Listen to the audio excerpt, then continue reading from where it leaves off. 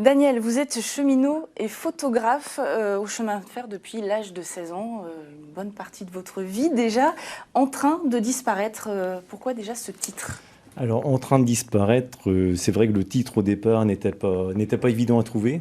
Et c'est vrai qu'on est dans un monde ferroviaire en pleine évolution, un monde du travail en général, un peu dans tous les secteurs professionnels qui sont en pleine évolution.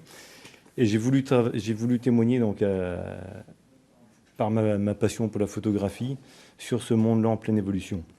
Donc là-dedans, on va retrouver des images côté scène, on va dire côté usager, et aussi le lecteur va pouvoir trouver aussi des photographies qui montrent un peu plus en profondeur le monde de toutes les activités professionnelles qui sont dans les coulisses, on va dire. Alors c'est un livre à quatre mains, vous l'avez réalisé avec un journaliste, Marc Balou. Quelles ont été vos répartitions ? Donc vous, la photo, on sait bien, mais de quelle manière vous avez contribué à la fabrication de cet ouvrage tous les deux ? Alors donc Marc s'est déjà imprégné de l'ambiance ferroviaire. C'est important de restituer quand même une ambiance particulière. Les gens sont assez curieux et même friands parfois de ces ambiances de travail qui sont assez méconnues quand même. Ça évoque quand même pas mal de curiosité, le chemin de fer en général. Et donc il fallait réussir à retranscrire ça. Donc le souci du photographe, c'est toujours de trouver un texte qui est en harmonie avec les images. Donc il y a forcément quelque chose technique.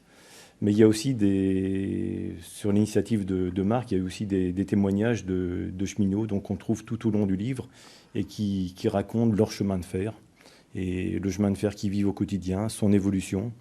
Donc son évolution, comment cette évolution est perçue, comment cette évolution aussi va se traduire pour l'usager, risque de se traduire pour l'usager. Vous parlez d'évolution au quotidien, vous y êtes depuis l'âge de 16 ans. Qu'est-ce qui a été le plus marquant dans l'évolution du chemin de fer ? Et bien justement, quand on demande aux gens, parce que c'est vrai que Marc, quand il est allé vers les cheminots, quand il leur demandait parce qu'il leur posait plusieurs questions pour cerner un petit peu leur monde de travail, et quand il leur demande qu'est-ce qui disparaît, qu'est-ce qui est en train de disparaître, et ben chaque cheminot a des choses en tête. C'est vrai que selon l'activité dans laquelle on travaille, il y a des gestes métiers qui ont disparu, du part des évolutions techniques dont on peut pas être contre.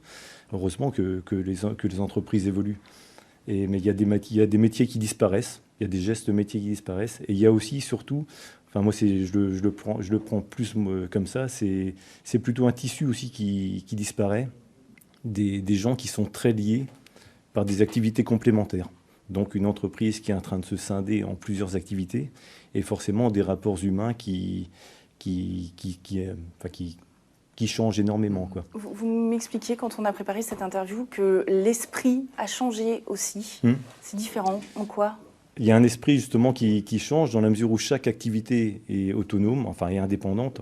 Normalement, elles doivent fonctionner ensemble et c'est ce qui se passe. Mais du fait qu'elles sont cloisonnées, forcément que les rapports entre les gens sont moins forts qu'avant. Avant, chaque cheminot avait une vision globale du monde ferroviaire. Maintenant, les gens sont dans leur propre activité. Et je ne veux pas dire qu'ils ne se soucient pas de l'activité du voisin, mais c'est moins soudé, quoi, forcément.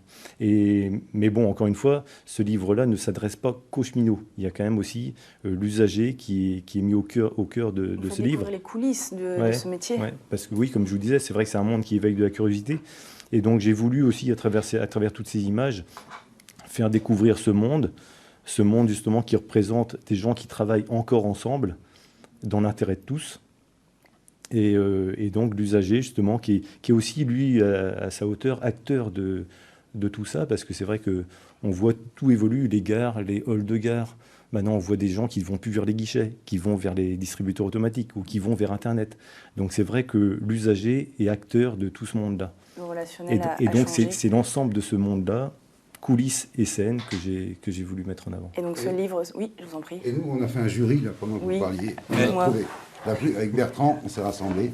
La plus belle des photos, c'est celle-là. Ah ouais. Je sais pas si vous la voyez. On sent c'est la complicité on la voit. et l'amitié, et puis rapprocher de celle-ci où ils sont bras dessus, bras dessous. C'est exactement ça. Ouais. Je pense qu'il y a en fait, j'ai fait le choix de la photographie en noir et blanc parce que c'est la technique qui me permet de traduire au mieux la sensibilité que j'ai face aux choses et de la traduire en images. Et c'est vrai que forcément, il y a des scènes fortes de gens qui travaillent ensemble, d'échanges humains très importants. Je pense que dans les entreprises, on n'a jamais autant parlé de communication et on n'a jamais si peu communiqué entre nous, quoi. Et là, justement, on est encore dans un monde où ça communique. Et pareil, où on voudrait communiquer aussi avec l'usager au quotidien, quoi. Parce que l'usager, c'est pareil. On voit régulièrement des gens qui se plaignent de ne pas avoir d'informations. Et c'est vrai que plus l'entreprise est cloisonnée, plus c'est difficile de communiquer. Et donc ce livre est vachement bien, parce qu'on voit en plus leurs mains, leurs sourires, leurs outils. Voilà, ils sont contents, il y a des mains. Donc ce livre sort c'est ça, 30 octobre Officiellement, il était sorti le 8 octobre. Il y a eu un petit problème au niveau de la diffusion, mais on peut dire qu'il sera partout au 31 octobre. Donc chez nous, en avant-première. Merci beaucoup. Et juste, si je dois dire une dernière chose, je pense que c'est un livre qui unit le monde usager et le monde ferroviaire professionnel. Donc je vous remercie. Un plaisir. On poursuit avec le Focus Programme.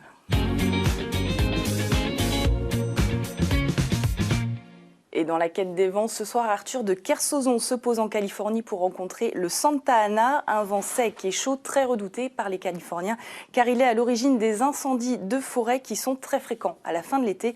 Rediffusion samedi à 14h. Bertrand, merci beaucoup. Nicolas Fichot et Daniel Ledanvic, merci également. Très bonne soirée. Vous retrouvez Xavier dès lundi.